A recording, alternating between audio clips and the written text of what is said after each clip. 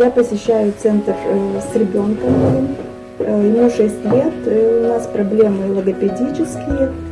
Am avut când mai tineret, când aveam 17 ani, am avut accident rutier cu mașină.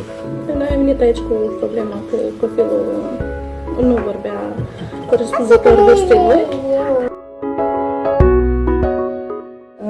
Мы посещали бесплатно в течение полгода и очень довольны. Результаты видны. Мы с ним 3 звука исправили. Schimbat, mult s-a schimbat. Vesel, e mai doritor de viață, e mai... Înainte avea o depresie de... Nu știam ce să fac cu dânsul. E bine, ok. Acum cam de mult n-am fost la spital, de mult n-am stat în psihiatrie. Deci la început, dacă copilul nu prea vorbea, era închis în sine.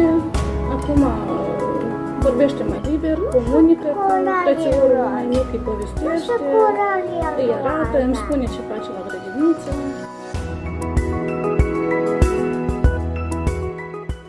Înainte noi ne duceam la policlinică și ne trimiteau de la un medic la altul. Și nu puteam nimeri anume acolo unde trebuie. Când am nimerit aici, noi suntem foarte spăcuții.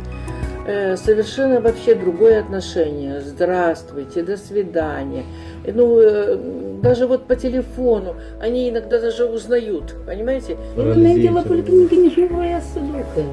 Nu putem duce, că nu vroia și gata. Pentru că știa că medicii îi spuneau duce și să vii când îi să ai poliță. Человек, если у него есть диагноз, это не значит, что он уже не человек, понимаете? А здесь именно отношение такое, никакого ущемления, никакого твоих прав, и потом еще что.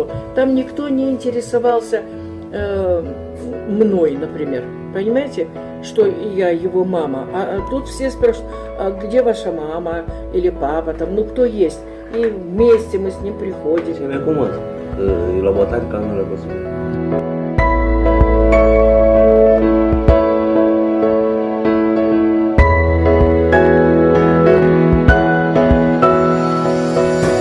Mulțumim, voi este normal. Ce de Voi îi place. Eu ce vorbești cu oamenii, trebuie să mă înțeleg și trebuie normal. Мы очень благодарны, что нам дали такую возможность, как бы в течение полугода подряд мы посещали. И надеемся, что будем дальше. N-am fost la spital, de mult n-am stat în psihiatrie. Înainte șuleam, am de vreo 2 ori pe an care șuleam. Acum am, să am zis că n-am fost de felul. Am uitat unde s-am în psihiatrie.